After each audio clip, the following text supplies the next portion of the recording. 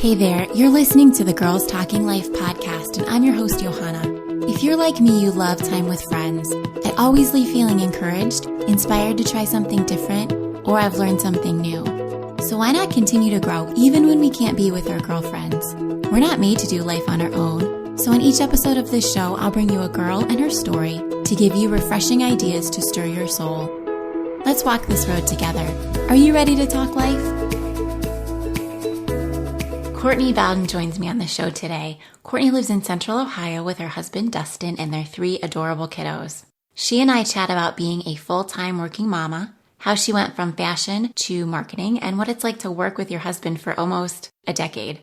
Courtney shares about the first time that she knew she wanted to be a foster parent and how over time God worked in her husband's heart too, and he went from saying, "How can we make this work?" to "How can we not do it?" She talks about how hard fostering is, how it challenged her, and the tough decisions that they had to make regarding their placement. Courtney is a creative go-getter and an all-star communicator. She has an energetic spirit and likes to be doing. Courtney is definitely wired different than me, which makes her so interesting, and I love her perspective. It's so refreshing. I think you will too. Courtney, thank you so much. I'm so glad you're here. Hi, I'm glad to be here. Can you start off by just introducing yourself and telling us who you are? Sure.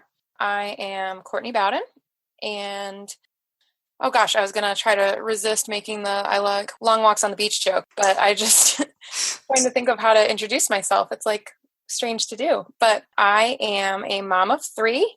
I work in marketing. I've been married for 13 years to my husband, Dustin. We live here in the Columbus area, and that's how we know you, through church. That's right. Did you guys move here from Pittsburgh? Yes. So the long and the short story is that I am from here. And so I am from the same suburb that I live in now. So I went to school down in Cincinnati. I went to University of Cincinnati for fashion. And then when I graduated, well, I met my husband while I was in school. He had graduated, but we met working at a Young Life camp. So if people are familiar with that, it's just a volunteer organization for high school kids. And so we met doing that, and he moved to Cincinnati. We got married. And then when I graduated, we moved to Pittsburgh, and we moved there for my job, where I worked in retail and visual merchandising for 7 years. And then we had, over the course of that time in Pittsburgh, we had 2 kids. And when we had our second kid, we realized we weren't technically outnumbered, but it sure felt like we were. So we really needed to have family close and to have people just to take advantage of in a way that you can't take advantage of your friends. So we moved home. And so we've been here for 4 years. And how did you make the transition? You said you were in fashion and then merchandising, and now you're in marketing. Yeah, it's wild. So I guess growing up, I was always really creative and knew I wanted to do something creative. So I always thought I was going to be an interior designer. Like I was like 8 years old watching HGTV all the time. That's like what I did. I rearranged my bedroom furniture like every weekend. That was like what was fun for me. I have a daughter that does that. Yeah, so it might stick like this. It might not be a phase. It might be her real life. So I was just kind of always into stuff like that. And I guess when I was looking into colleges, I still kind of didn't know what I wanted to do 100%. I knew I wanted to do something creative, but I also felt like I wanted to do some sort of business along with it. I've always been also like very driven. So I thought I was also going to be a lawyer. And that was maybe because I was argumentative, not driven, but I would like to think it was because I was ambitious, not bossy. So I kind of was always like, oh, where do I fit? Because I didn't feel wholly creative, and I didn't feel wholly, I don't know what you call the other kind, practical, businessy. I don't know. Obviously I'm not that, or I wouldn't say words like businessy. So I found fashion design, and specifically my program was product development. And so it was a little bit more business oriented, and it was kind of, we did all the design stuff, but then we did a lot of marketing, a lot of merchandising. And it was more kind of design geared towards corporate life and more like real world fashion, less like couture fashion. So I felt like that was such a good fit for me, and I'm so glad that I did it. My program was like, I will plug my program to anyone. So like, I loved it so much and continue to just really support what the school does. But They do a co-op program where you graduate with, takes 5 years, but you graduate with a year and a half experience in the working world. So you alternate quarters of school and work. And that was awesome because I basically got to try out 6 jobs before I even graduated. So Oh, I know people do a ton of internships now. So like, I think that's really popular, but just the way it was structured was just such a gift. So the only problem was when I graduated, I realized that I didn't want to be a designer, and because I liked it, but I didn't love it. And I think that you need to be like really just built for that. And I just kind of wasn't, but I didn't want to be a buyer. And so I was like, well, dang, what am I going to be now? Because you know how you just, I think when you're young, you just kind of, I didn't anyway, see all of the options that were in the world. Like kind of like when you grow up, you think you're going to be like any of the 10 professions that you've witnessed. You don't realize that there's like 10 billion professions, you know? So right. I think I had a little bit more of a narrow view of what my options were. And so I ended up actually getting a job at American Eagle doing visual merchandising. And so that was an area that I didn't even really know that I would want to go into. But basically, what I did was designed the store windows and displays. So any of their like seasonal props, I did kind of development for those props and design them, and helped manage the styling team and that kind of world. That sounds pretty fun.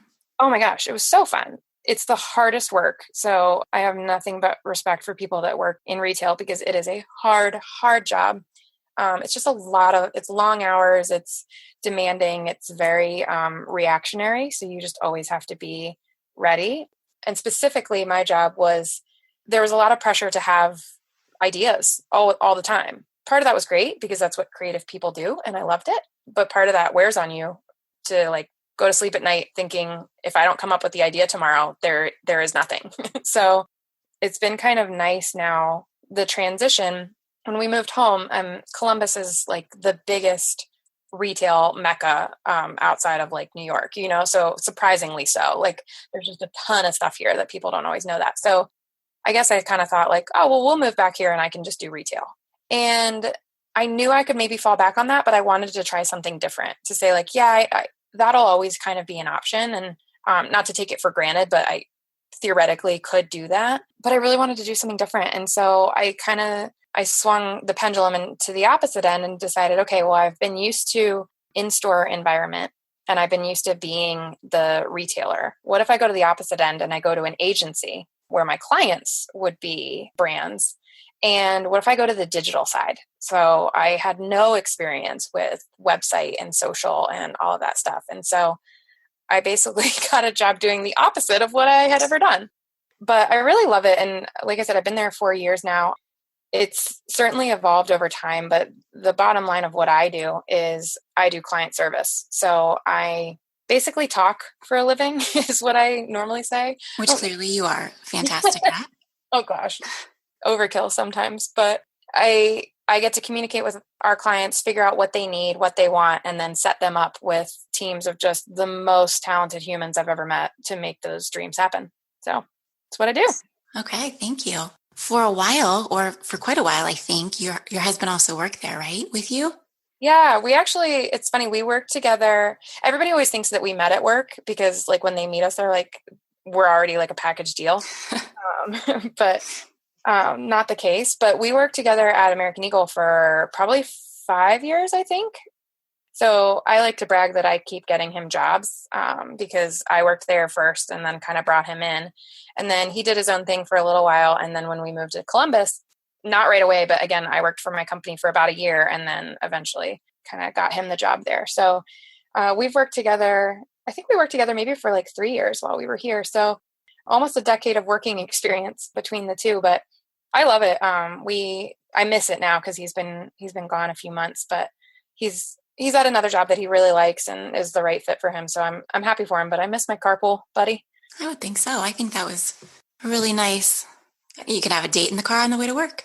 Totally. Yeah. And I mean, sometimes that was the only time we got to talk, you know, and I mean, you get it when you have kids, it's like somebody's always doing something and somebody's running around. So you just don't have that time. And when you do, it's after they go to bed. So you're like, frankly, I Exhausted. don't want to talk to anybody. Absolutely. All right, Courtney. Well, you are a full-time mom. You are a full-time worker in the marketing world. And I also see you on stage at church on Sunday, singing, playing a new instrument. I am so curious about your energy and how can you do all this?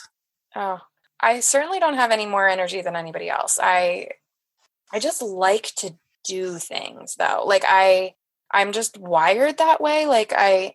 If there is spare time, I will fill it, to my own detriment, to everybody's detriment. So that's not at all like even bragging that that's the right way to be. That's just how I am. So I prefer to, like, I have to leave the house every day. And that maybe doesn't sound dramatic, but like my husband does not. And so like on Saturday, I will start to get real twitchy if it's like 3 p.m. and we didn't do anything and we've got no like plan in sight. I get like wiggy. So I have to do something. So I guess, yeah, I don't know another way, I guess. Well, you have your children, and then somewhere along the line, you decided to look into fostering.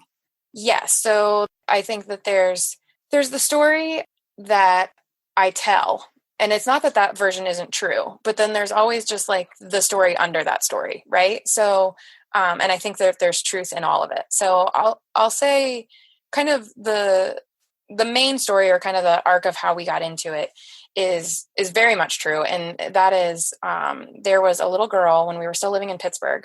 Piper was about 1 year old. And I've told this story at church, so I'm sure you've heard it. But Piper's 1, and she was going to daycare, and there was a little girl at her school that I found out was in foster care. And that, for some reason, just like blew my mind. Like, it was one of those things where like I knew that it existed in the abstract, but to have it like in my actual life, like same age as my daughter, just like they kind of looked alike. Like, it was just really, really close to home. And I think, especially having known about it before I had kids, but then you understand it on a different level once you have kids, because you realize what it is to love these humans. And the thought that if something were to happen to me and no one could take care of my daughter, like, what would that be like? What would that mean? And so I think it just affected me in a way that it never really had before, because it came into our world in a way that it never had before. And so we started actually looking into it then, because something really weird, this is a side note, but something really weird happens to me every time one of my kids turns 1, is I think that it's so easy. Like, babies are so hard for me. And so like when we had babies, I just always felt like I was drowning and dying and wasn't going to make it. But then something like weird happens at a year where I'm like, oh, we're so good at this. Like, and it lasts like 5 minutes, but. Right, because 1 is not easy either. Right. No, it totally isn't. Like, I'm wrong. But like something happens where I'm just like, oh, we could have like 1 billion kids and we would be fine. Like, see, like we did so good. Like, this one's practically raised, which is just so silly. But so we started looking into it then, because I was like, well, what's the big deal? Like, you take care of 1 kid, you can take care of 2. Like, that seems fine. Quickly realizing that I was actually already pregnant. And so we ended up with 2 kids under 2. And so we kind of like obviously backburnered any sort of fostering or adoption plans. We had kind of like looked into a couple agencies, but hadn't really gotten that far, just because kind of life went a different way. And so then we moved to Columbus, and then we got pregnant with Miller, our 3rd. And so again, it was just kind of like, well, we're in a new city. And I mean, we had been here maybe a year by the time he was born. So it was never the right time. And so I think maybe around when it was, probably when he was a year old, probably if we're remembering correctly, but I think you're ready to go. Right. Like, it's time. What are we doing now? But we started to think like, do we want to grow our family anymore? And if we do, how do we want to do that? And so I think the topic of fostering and adoption came up again. And we started to realize, well, maybe this is something we should look into. And so Dustin was much more hesitant than I was. And that is a theme of our lives, our marriage, our personalities. That's like, I always want to do everything 10,000%. And he thinks things through is much more pragmatic than I am. So I get us into all of the messes and he gets us out of all of the messes. So he was just more hesitant, like, oh, I don't know kind of how this works and can we do it? And just all the really rational and totally fair fears. Right. And I was like, well, what's the harm in just looking into it? Knowing full well that not to act spoiled, but probably like if I've ever really wanted something, like we've done it, like I just kind of know that I'm going to get my way eventually. It's going to happen. Yeah. Sorry, Dustin. Yeah. And I mean, he knows. So I was kind of like, well, we're just looking into it. Like, we're not committing, knowing that like, I just felt like I would convince him eventually. So you're making these decisions. How old are your kids when you're looking into it at this point? Pretty little, I guess, because Miller was not yet 2. So yeah, he was somewhere in the 1 range. And so they were probably 1, 3, 4-ish. Okay. So not self-sufficient, independent children at this point. Oh no, I still don't have any of those. No. Yeah. So sorry, I probably should have said that in the beginning. My kids are now, will be 7 in a few weeks, and then 5 and 3. So they're all around 2 years apart, give or take. So we started we found an agency, started taking the classes, and just said yes to each next step. Like it was kind of like a slow process. You have to do a ton of classes and work and all that. So it was easy to it took us a year to get certified. Actually, maybe even more than that. It took a long time. And so I think we were just saying like, no, I don't know what we're going to do eventually. Like I can't tell you we're going to take in 10 billion kids or even 1 kid, but I can tell you I'll go to this next class and I'll get certified for CPR and I'll let them tour my house or whatever, we kept saying yes to the thing in front of us. And figured when it didn't feel right to say yes anymore, we wouldn't. And so eventually, we got certified, and Dustin, I never wanted to push him into it because I mean, there's a lot of things that like, all joking aside, like I'll push him into a lot of things, but only if the consequences are not real. Like it's one thing to like force him to go to every single pumpkin patch because I think that's going to be fun because the stakes are low or Sure. non-existent, right? Who cares? Like, and the worst thing that happens is we have a terrible time, which we've done a ton of times. Like I make us go to every state fair and county fair and less than county fair, and he's just learned to love it. But I didn't want to, like, I would never push him into having kids or fostering or just anything of like magnitude. Like that's just not the right thing to do, obviously. So I really obviously wanted him to come around and like kind of for us to be on the same page, but I also had to let it happen, and it did. And so eventually he kind of told me that originally he couldn't see how we were going to do this. And eventually I think God just worked on his heart and he kind of caught a vision for this and realized that it had flipped. And he said, how can we not? And so then at that point, it was the beginning of last summer. So about a little over a year ago, we got certified. And so then we went on a list and kind of got calls about kids fairly frequently. We probably got a call maybe every week or so. And we said yes to a lot of them, and they were not placed with us. We said no to a lot of them because they just weren't the right fit for our family.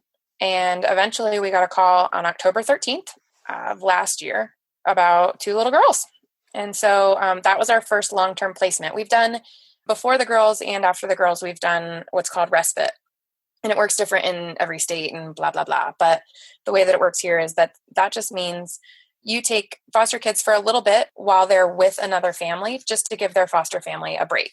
So they might need just like a night here or there to kind of do their own thing, or sometimes, they have a trip that's not practical to take the kids or whatever. So you just kind of step in, and I liken it to being a grandma because you don't really have to have like any long-term responsibility. You just like feed them all the sugar and have so much fun and then send them home. So it's like really fun. So during this process, are you including your kids on any of these decisions that you're making? Yeah. So pretty little, but yeah, as much as they could get it. Yes. So, they get what foster care is. They understand, like, if you ask them to explain it to you, they would probably just say like, well, we have a home for kids whose mommies and daddies can't take care of them right now. So they obviously don't know the full ins and outs of what kind of situations these kids come from, but they know that maybe mom or dad is sick, or maybe they don't have a safe place to live or something like that. So they get it from that perspective. And yeah, we did talk to them as much as you as much as you can involve like a 4-year-old in your decision making, but just to say, well, how would you feel about if there were other kids that came to live here? And, that means you would have to share your toys or maybe your room or, different things that would affect them. And I think as much as they could, they got it and were on board. And, mostly they think, oh, well, that would be fun. Like, it's more friends to play with, and or a baby would be really cute. Like, that's what they always want to do. They always are asking me why we don't have babies. My girls would also like a baby boy. Yeah. Oh, totally. Yep. Totally. So they don't care as much because they had Miller for a long time. Because I know other little girls are kind of like baby crazy, but like they had one for a while and they realized like, it's not always awesome. So they're good. They've had their fill. Yeah, totally. But they still think it would be fun. But yeah, so we got the 2 girls, and that was our first and only at this point long-term placement. How long were those girls with you? They were with us for 4 months to the day. So we got them October 13th and they left on February 13th. And what was your experience like? Oh gosh. I feel like it's that book where it's like, it's the best of times. It was the worst of times. It was honestly the hardest thing that we have ever done. And I don't know, I just think it was a lot. My heart had to grow a lot. I had to emotionally and spiritually learn a lot and wade through a lot about the world and about myself. And it's just hard. It's hard to, it was logistically hard because we had 5 kids, and they were under 6 years old. Yes. It was like actually bananas, but then it was also just parenting kids from hard places with hard stories. They require a different type of care. And so learning that it's just not always easy, and I think that I was, naive for sure. I think that you can never know how hard something is going to be. You never know how things really are going to be. And every case is unique and every kid is unique. And so, I think that we learned as much as we could theoretically, but then, when they hand you, it's the same way when you have biological kids, you get a baby and you're like, what? You're going to let me take this home? I don't know what I'm doing. Right. So it was a lot of like, we were overwhelmed a lot of the time. It was a lot of fun. Like, I love those girls. None of the hardness is because of who they were. It was just because of how life is. And there were things that we were awesome at, and there were things that we were not awesome at. And for me, that's hard to learn because I want to be awesome at everything. I want to like succeed at everything. And so we actually, and I don't talk about this a lot because it's hard, but we actually were the ones that requested for them to move. And so at that 4-month mark, they moved to another foster home. And it's not like I lie to people when they ask me about that, but I just kind of, if I don't want to get into it, I usually just say, oh yeah, they went to another home, and people can kind of draw their own conclusions about that. But it just honestly became unsustainable for our family. And I think part of that was the family dynamic between the kids. They're all like sweet girls, but we had a 6-year-old, a 5-year-old, and a 4-year-old girl. And that was just constant bickering. Mm. And so it was just, it started to take a toll. And I think that our foster daughter was not thriving the way I thought she could in a family with a little bit more space for her. Like I just felt like we weren't the best fit for her. And so it was from both sides, you know what I mean? Like I wanted to do what was right for my kids, which I think it was really hard for them to kind of feel displaced. And then I also wanted to do what was right for these girls. And it just didn't, knowing that we couldn't stick it out for whatever the long haul was going to be, because it just, their case looked like it was maybe not going to wrap up quickly. So we knew that like, if we can't be there forever, how do we get them in the best situation possible for them sooner than later, and as painful as that was, and I can't even tell you, like I cried about that every single night for weeks, just trying to figure out what we were going to do. Cause it felt like failing. It felt like we had failed them, because anything to me less than sending them back to their parents or adopting them forever, anything less than that felt like we didn't do enough or we weren't good enough. And so that was really hard for me to take, because like I said, I'm not, nobody likes failing, obviously. I know that. So I don't think I'm like unique in that struggle, but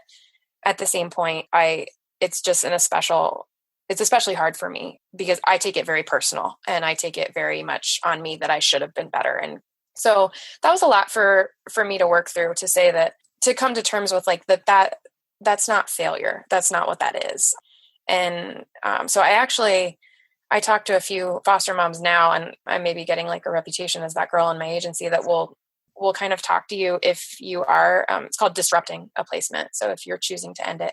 But I've gotten kind of like the pleasure of talking to a few moms who are going through that, and just being able to say to them, like, all the things that I need actually to say to myself, which is like, you are enough. You did a good thing. You tried your hardest. You prayed your hardest, and that's okay, and just coming to terms with those kids, like, God has a plan for them bigger than I understand. He's got a path for our family that I don't know the full story of yet. And so just saying, like, that's when they were supposed to be here. And I maybe don't know. I might get some of those lessons now. I might get some of them later. Maybe I'll never fully know, but there was a reason for the way that it all went. And that doesn't make it easy, but it's true. And how brave of you to make that decision, for your family, but for them too. If this isn't what's right, instead of sticking it out and just like, oh, well, let's keep doing the best we can. If it's not the right situation, I think that's such a brave decision to do. Yeah. Thank you. I think it doesn't feel that way when you're in it, for sure, and I think that that's probably the case with lots of things, that it doesn't feel brave, or it doesn't feel right, or it doesn't feel good, even when it is. So nothing about fostering, nothing about parenting, nothing about marriage, nothing about any of it is clean or always sensical. So I don't know, that's been hard for me as somebody that likes things tidy, and I don't know, I like things to be kind of not literally organized, but in my head organized, right? Like, I mean that in the abstract sense. I just like things to be clean and orderly and make sense and logical. And so some of these like deep emotional things are harder, because it's hard for me to remember that, like, you can feel two different things at the same time, and you can know what's right and still not want to do it. Or, like, just holding all those things in conflict has been a really, I guess, good learning experience for me. And are you still on the list? We are for respite. So right now we're just taking kids kind of temporarily, like I said. And so we're just kind of doing that. We started doing that after the girls left. And so that was kind of like we'll just do that for a while we figure out what we want to do, and while we kind of pour into our family a little bit more, and kind of get resettled. And so we've talked about kind of opening up for another long-term placement, and I'm really not sure if and when we're going to do that. So we're still, we have to get our certification back, and we are way behind on our hours. So we're going to a class tomorrow. And so we're kind of still like doing what we need to do to keep forward momentum, but we're still on pause for a little while we figure out kind of where our hearts are. I really like that. I think that's so brave. Just the fact that you put yourselves in the position to be so vulnerable. I mean, I just think you're really brave, Courtney. Oh, you're so sweet. I think, I started this story with kind of that there's a story behind the story, right? And so that's the big picture of it. And certainly that's some truth that I don't always get into in terms of them leaving. But I think the thing that I'm wrestling with now is if we go back into it, what are my motivations? And so, there is still a huge part of me that says we have so much to give, like monetarily, and, just we have a lot. We've been blessed with a lot just to be able to take kids in. So there's that. Like, I would want to share that. I feel like our family loves well. And I do think it's so good for my kids, even though that wasn't the perfect maybe experience. I think it's so good for them to learn to be selfless and to see outside of their immediate sphere and their bubble that they live in, with kids that look like them or come from homes like them, to be able to kind of see this other experience and know this bigger truth about the world. And so I think there's like a lot of motivators that I would call good. I don't know that they're like is really fair to classify things, but to me that's like, oh, those would be the right reasons, right? Mm-hmm. And just to be able to love a child and all that, like there is so much of that is there. But then there's also like, man, we went through all this training and did all this stuff, like for what? Like, I feel like I hate the idea that that would all be wasted. And I feel like I'm saying like so many things with air quotes on them because I know the truth behind some of the words that I'm saying is that like, that's not true. And I have to tell myself, like, even while I say it, like, that's not true. No one's saying that. No one's thinking that. Right. But I do feel like a little bit, well, we told everyone we were going to do this. Like, we should do it, you know? And again, no one is like holding me accountable to some promise that I made to no one. But that's my pride, right? So that's what I have to figure out. Can we actually do this? Like, logistically, can we take in more kids? And if we could, kind of what's the right age or what's the right dynamic or that kind of thing? Or do I just wish that we could? Or, you know, and being able to say to myself, like, no, this dream that you have maybe isn't the right fit for you. That is so hard to walk away from. And so that's where I'm sitting right now, is that I feel like I really need to do some more heart work to figure out why we would be doing it and make really sure that it's not about me, because I, given half an opportunity, will make everything about me. So I need to check myself and realize, like, this is not about proving that you're a good mom or that you lived up to whatever you thought you were going to do and say. This isn't about, frankly, it's not even about redemption, because there's a bit of that I want. I want to be able to say, yeah, this one didn't work out how I thought, but this one did. And like, I should not be taking in kids as like a successful case study for myself. Like that is wrong and gross. And there's a big part of my heart that's wrong and gross. So that's what I'm working on, is trying to figure out just more about myself and how God wants to use us. So in the end, that'll be the answer. It won't be how much do I want it or why do I want it. It'll be, if we do it again, it has to be because that's what we are collectively called to. So until I hear that loud and clear, I think we're hanging out for a little bit. And that's true of all of our hearts, ugly and gross, you know? And you have to remember that what you did, like, you were a blessing. You are a blessing to everyone that you took in as a respite, to those kids, because I know they had a good time with your family. You were a blessing to the foster parents that you were giving a break to. And then those little girls, I mean, Courtney, you may never know what you instilled in them, like what seeds you planted during that time that they are with you. And even what you did for them by maybe not keeping them any longer than you did, by having them go to a house that might have been more suitable for their needs. Like, there's all kinds of things that you might never know, but that you were actually, you know, blessing other people through that. So I hope that you know that. And I hope that you can feel a sense of, you know, that was your experience then, and you have some closure on it. And then maybe the answer for you with this moving forward is just not right now, you know, not in this stage of life, not right now. Like, I'm ready and waiting for when you have more for me, God, kind of thing. Mm-hmm. Yeah. I mean, and I can list 100 things I'm bad at, and near the top would be waiting. Right. So I think that, I mean, and these are, again, the case with everybody. Like, nobody loves to wait. Like, I don't know anybody that really feels like that's something they enjoy. I know people that are better at it than I am, but I don't know a ton of people that are like, yes, that is what I live for.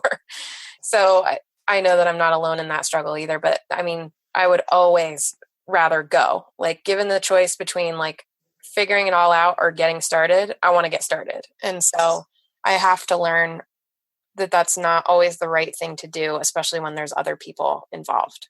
So kind of forcing myself to slow down and listen more is a thing that I'm working on.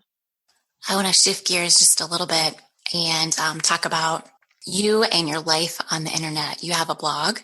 You are pretty active on social media. And do you call yourself an influencer, Courtney?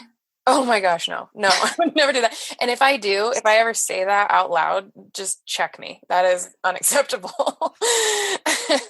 But yeah, I mean, I do have a blog. It's sort of like on a technicality. Like, I don't know, like if somebody asked me right now, like, are you a blogger? I would laugh, like, just because who knows? I don't know. Like, I think I've been on the internet for a long time. I think I started my blog in 2007, if I remember correctly.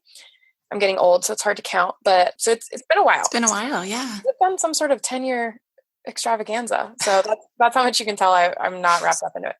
But I don't even know why I started it. I think it was just for fun, and I like to be creative, and I liked an outlet, and Dustin thought it was funny, and so that's what we did. And so he used to write every once in a while too, which is like so comical because he would never do that now. I did not know that. Yes, you can scroll deep in the archives for those gems. He was like so embarrassed of it, but they're funny. But I mean, it was just this dumb thing that we did that like 3 people read. And now it's this dumb thing I do sometimes that 30 people read. So it's, I mean, it's totally like for me. I think though, it's been interesting. Like I've gone through definitely seasons where like I really wanted to make it a thing. And so this was probably years ago, like where blogging was sort of starting to take off, and realized like, oh, this could be like an actual, if not career, it could at least be kind of like an important side hustle that people do. And so I learned a lot about it. I was passionate about that whole world, but never really, I don't know. I mean, certainly I never got overnight famous, so I don't know what would have happened if I had, but it would have been a disaster. I'm sure of it. So I think that God is forever protecting me from becoming too successful. So I know that much, but it's still something I do occasionally. And I think things have evolved, the internet has evolved tremendously over 10 years. Like, so Instagram is probably my current fave of all of them, and where I spend the most time online for sure. And I found that to be like just a really good outlet for me. I love the visual nature of it. That's how I'm built. And then I'm really passionate about kind of telling my story there. And again, that's kind of for whoever wants to listen, I guess, you know what I mean? And so that's why I would never say that I'm an influencer. I think I don't even know what kind of qualifications that has to come with, but I like the idea that I can form connection with people through shared experience, and through telling my story can either bring encouragement or joy or commiseration even. So that's why I love it. Because I think about it all the time in terms of like, well, do you really need to publish this stuff? Like, because it's really just a journal, right? And mostly it's a journal about my kids at this point. And do I really need to publish that in order for it to exist? And there's plenty of journaling that I do and memory keeping that is not public. But I'm kind of like, well, why do I still bother? But I do think that there's a part of me that doesn't necessarily think like, oh, I have a story people need to hear. But just that, I mean, we all do.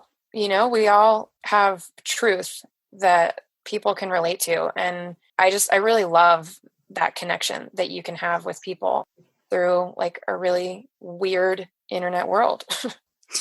You did a project, I think it was last year, called Show Your Real. And it was a separate account where you just posted, I believe, every day for 100 days, the 100-day project. Is that right? Mm-hmm. And you were brutally honest and authentic with every single post. And that was so profound to me. Can you talk just a little bit about that? Sure. So Show Your Real is actually something that I started on my blog.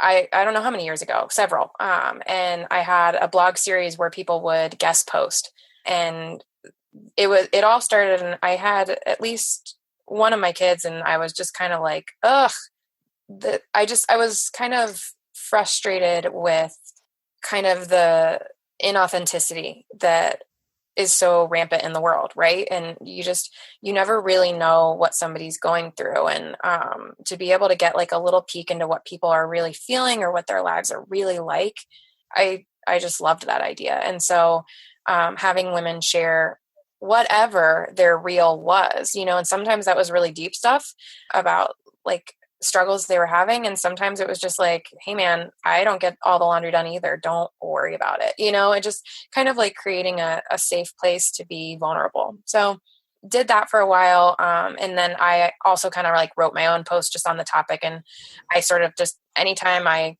spill my guts, which is fairly frequently, I hashtag it with that. So it's kind of like it's got a whole collection of them now. But yeah, so then for the 100-day project, I really wanted to do the 100 days. And if you haven't heard of it, A creative exercise, it's typically a lot of artists will do it. And so all you have to do is something creative for 100 days in a row. And it can be small iterations of a big project. It can be a piece of art every single day. It can be a line of poetry. It can be whatever you want, but you have to create something every day. And so I really wanted to participate, but I'm not like a full-on artist. Like I said, I'm just an antsy creative person. And so I settled on the idea that I wanted to share photos and share just bits and pieces of my real life. And so for me, it was both a photography project and a writing project. But it meant something to me. Like I knew that it was going to be a big commitment to do 100 days. And so I wanted to feel like there was a so what for it, that I was somehow better for having done it. And I mean, there's value in kind of creative discipline, period. And I think people get a ton out of it no matter what. But for me, I kind of needed it to ladder to something bigger than that. So that's kind of the idea that I ran with. And yeah, I loved it. I'd have to look back on it because it's just one of those things where then you kind of just move on. And so I know that by the end of it, I did get a little bit burnout just to say like, man, I kind of don't want to be on the internet for a minute here. Like, give me a break. It's a lot of days. It is. But it's a good practice to be transparent. And people kind of fall on all ends of the spectrum with that. Like, and I am certainly on one end where I am very open.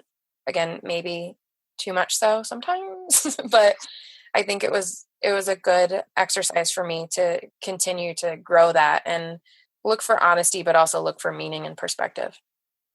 So your little bio on your blog describes you with an overwhelming passion for authenticity. And that's, exactly what that project was about. And I feel like I fall on the other end of the spectrum with that. And it's not because I'm trying to be fake or trying to hide anything, but I just don't offer the information. If you directly ask me a question, I would be happy to answer like the whole truth, nothing but the truth kind of thing. But so that just is an example of how our personalities are so different, which brings me to what you're so interested in right now, which is the Enneagram. Oh my gosh. How much time do you have? Okay. There's two types of people in the world. Well, if you ask the Enneagram, there's actually 9 types, but there's 2 types of people, ones that get obsessed with the Enneagram and ones that don't. And so it's like very much like when you get into it, you either think that this is like the life-changing magic that you didn't know about until now, or you're like, okay, cool. Another personality test. Courtney, please stop making me take these. So clearly I'm the obsessive type. So yeah, if you're not familiar with it, which actually, did you take the test? I did. Okay. Mm-hmm.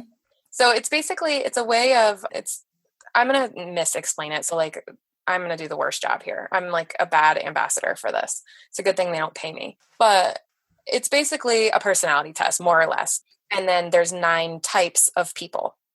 And so it's not really that much different than like your Myers-Briggs or whatever, but I just find it really like scary accurate and really useful. And it kind of describes like what your core motivators are. So it's maybe not as much about like your behaviors. It's really much more about what are your needs, and so why do you do the things that you do? Because you're trying to get those needs met. And so I just kind of got into it maybe a month ago or something, and like literally it's all I can think or talk about. Like, finally my life is explained. Where have you been? Yeah. So what number are you? Can I just ask you that? Yeah, so I took the test that you sent me, and then I also took another test, and I'm kind of teetering between a 1 and a 9. Oh, okay. I'm still sitting with it. I'm not sure. Well, and that's the beauty of it is like some people tell you not to even take the test, but like, come on. Yeah. But you're supposed to pick your own type. You know what I mean? Like you can take the test and it can give you a bunch of options, and then you read into it and you're like, no, that's not me. That's not me. So I think that's been really good because I took the test and I saw myself instantly in one of them, and I was like, yep, that is it. And so I'm a 3, if anybody's wondering. And that is abundantly clear by literally every single word that has come out of my mouth this entire time. So like, if you know 3s, like I just painted you an elaborate long picture of them with every story I told. So you did. And, I was researching that, and just pretty much everything you said pointed to that number. Totally. So I think that's why when you see yourself so clearly in it, that's obviously why I love it so much. My husband is a 2. So 3s, for people that are like, what is this weird code language you're speaking in? I don't even remember what the 3s are called. Like, there's probably a name for them and I should know The it. achiever. Okay, that makes sense. Yes. I guess that sounds obnoxious to say about yourself. So I don't think I would like to say that, but Well, for every number, there's a positive and a negative side. for sure. So that can be good and not. Some of them are just more apparent because like my husband, he's a 2, which is the giver. So like that sounds way better on paper. So you learn your number, and then what do you do once you know that? You just brag about how your number's the best one. No, I mean, I think that I'm reading a couple books on it right now, and I just think that it's so powerful for me once words are put to the things that you intrinsically know, but maybe didn't know how to express. And so I just see it playing out in my life where like, oh, no wonder I'm doing that because yes, I do need that. Or, you know, like it put things into focus for me and gave me a vocabulary to deal with my stuff. And so it's not about necessarily like changing who I am, but it's also not about sitting with who I am and just being like, welp, that's the way I am. You know, like I think it's about moving towards the healthiest version of you. So I think that there are awesome things about the way that I kind of am motivated and the way I see the world and kind of how I'm wired. But then there's also like, I can get too far into that and need to tone it down and remember kind of the way other people work. So, I mean, I think it's like any tool. It's only as useful as you want it to be. Right. So I think that it can be kind of a fun little novelty where you go, I'm a 5 and that's great. And you move on with your life. Or it can be a helpful like lens and tool to help you deal with the world more successfully. I agree. I like that a lot. So we'll dig into you, and I think there's probably a combination of things that you are, and we'll find you where you feel like it really resonates. Because I think it's so frustrating when you're sitting between 2 of them. I have a friend that was sitting between 2 of them, and finally she texted me like, I figured it out. I know what I am. And she was so excited because it was like, it felt like very unstable. Yeah. So I agree. Well, thank you so much, Courtney. I appreciate you being here. I appreciate you just really talking through some of the details that aren't easy about decisions that you've made that were really hard. And I'm so thankful that you're willing to share it and, you know, just be honest and be your authentic self about it and maybe give people hope that are just in the midst of making hard decisions, that these are the steps that you took and it can be done. And it might not look the way you wanted it to look when you're finished, but that's okay. And there's a reason for it. And I just really appreciate that. Yeah, thank you. I think the thing that that has been most impressed upon me recently is just the possibilities of life that we don't see yet. And like, I look back on what I thought my life was going to be when I was 15 and then what I thought it was going to be when I was 25. And, you know, just along the way, like you think you have it figured out a little bit because you can kind of see so far in front of you that you think that that's the path. And things now in some ways were very predictable. Like, I mean, I live a very predictable suburban life in my hometown that I was born in. So like, in some ways, like maybe I did turn out exactly how I thought, but then there's some things that are so wildly different from what I ever dreamed or imagined. And so it's been interesting for me to realize like, I'm only like halfway done here, you know, like there could be whole other lifetimes or mini lifetimes that I don't know about yet because we haven't met those people yet, or we haven't parented those people yet, or we haven't gone through that thing yet. And that's just like overwhelming and powerful for me to realize like, this isn't it in a good way. And I know that whatever you're going to meet in that next phase, you're going to go after with your whole heart, full speed ahead. Yep. Yep, absolutely. More is more. All right, Courtney, thank you so much. Thank you.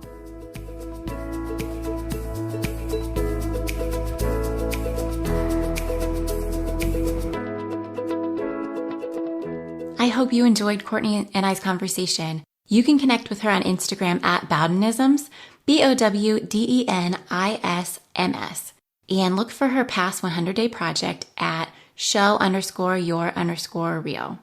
Courtney and I ran out of time for her to tell us about her favorite 5, but she gave them to me off air. She is watching the show A Million Little Things, and I've started watching it too based on her recommendation. Really good show. For all of Courtney's favorites, go to girlstalkinglife.com. And friends, if you like what you're hearing on this podcast, please consider leaving a rating and review on iTunes. While you have Girls Talking Life pulled up on your phone, just scroll to the bottom of the page to leave a rating and review. Thanks so much for your support, and thank you for tuning in.